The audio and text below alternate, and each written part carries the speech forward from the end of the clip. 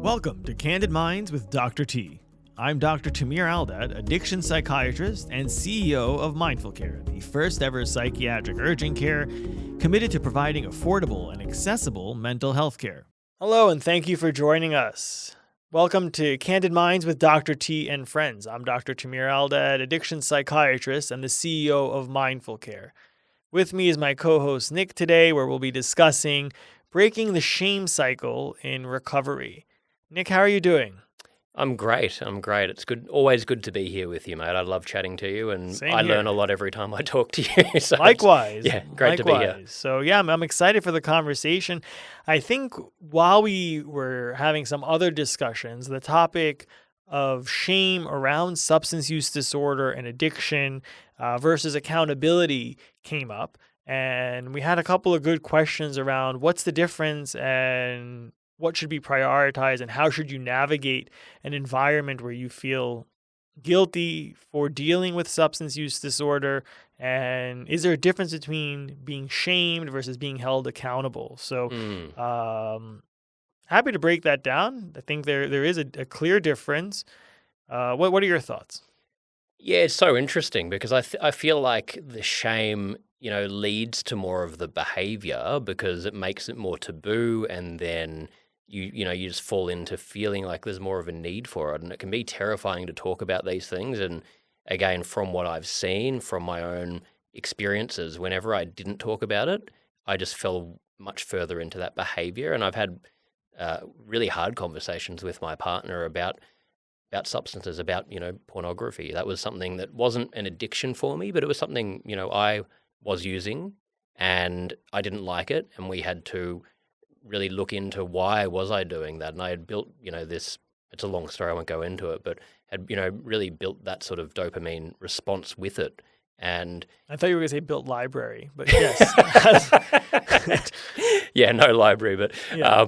That dopamine response where I felt so much shame, and it was terrifying for me talking to her about it, and upsetting for me, and not wanting to upset her, and hard for her, but then the healing comes out of that, and you're able to work through these things. And I think without being able to feel safe to talk to people about whatever the hell it is that we're going through, I don't feel like you can make meaningful progress.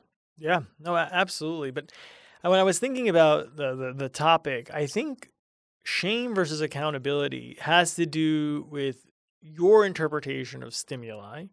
And it's important to take control of your interpretation, right? Meaning an individual that is trying to shame you, whether they're intentionally doing it or not, while that is being kind of transmitted over to you, you have the power to interpret that, define that, and use that however you wish. Yeah.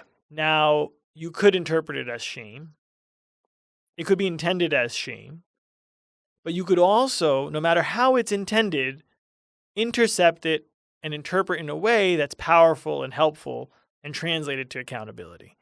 And that skill is incredibly powerful and gives you a lot of strength, which means it actually doesn't matter what the person's intentions are, because you're going to intercept it and translate that into something that is useful, or you're going to deflect it completely. Yeah. And let's say somebody says, let's say you have alcohol use disorder, and someone says, oh yeah, I forgot you're sober.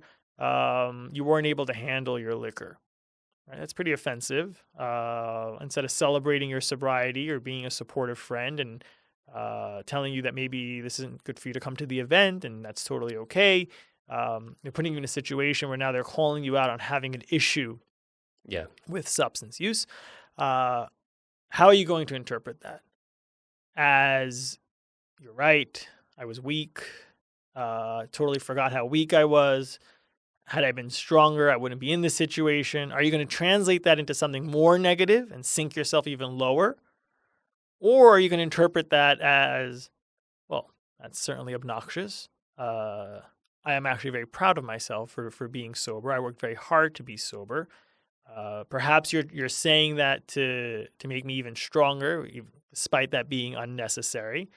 And then you move on and say, well, thank you for your opinion, but I won't be attending, or thank you, but I won't be ordering a drink, right? The message there is the control. And what I would want individuals who feel like they're in a position where they're being shamed versus being held accountable is to regain that control of how they're interpreting the messaging. And that's really, really important. Yeah, absolutely. And I think you need to really have that conviction in yourself, your decisions.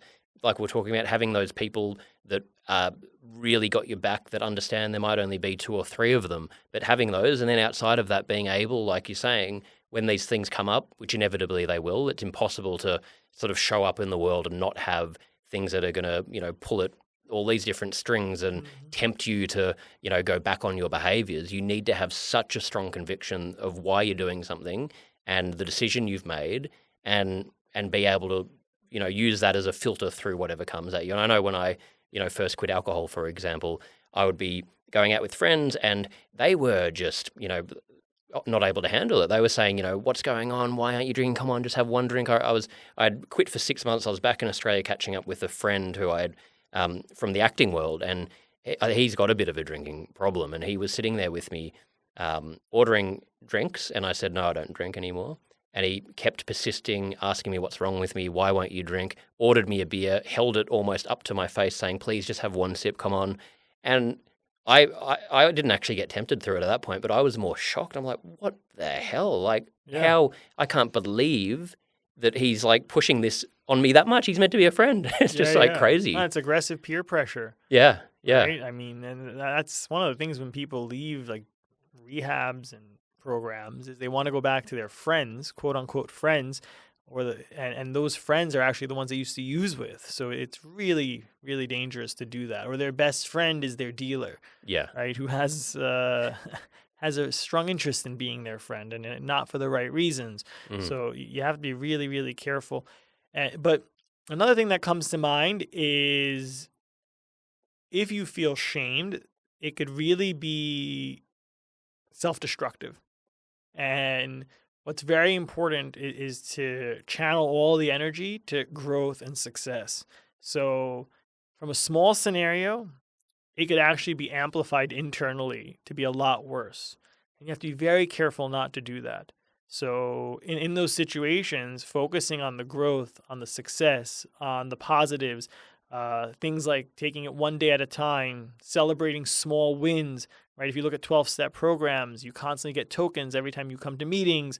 Why are you doing that? It's because you're focusing on the growth. You're focusing on the small success that incrementally compounds into a major success and a major victory. So when you're in scenarios where you might feel shamed, it is very important not to fall into the trap of amplifying that exponentially in your head, which will negatively impact you, but also be a huge setback. Yeah, and how important would you say that it is to have, you're talking about a 12-step program, often you'll have a sponsor. If you're not in one of those programs, just having someone in your life that when you are triggered like that you can call up, that understands you completely, has no judgment, and you can just say, hey, this happened, this is how I feel, I need just some rational, response to this to just help me understand things. Absolutely. And not act on it. Yeah, having a support system is huge. Having a sponsor is great.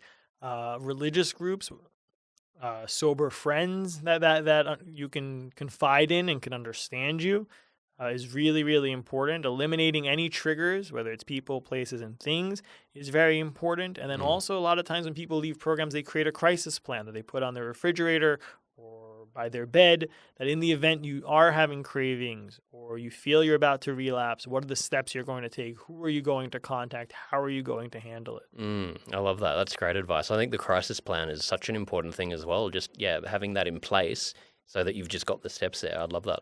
That's a great one. Absolutely. Yeah. Oh, I enjoyed this conversation too. Great topic. Look forward to seeing you again. You too, mate. We'll have to do round 2. Sounds good. Thanks. Thank you.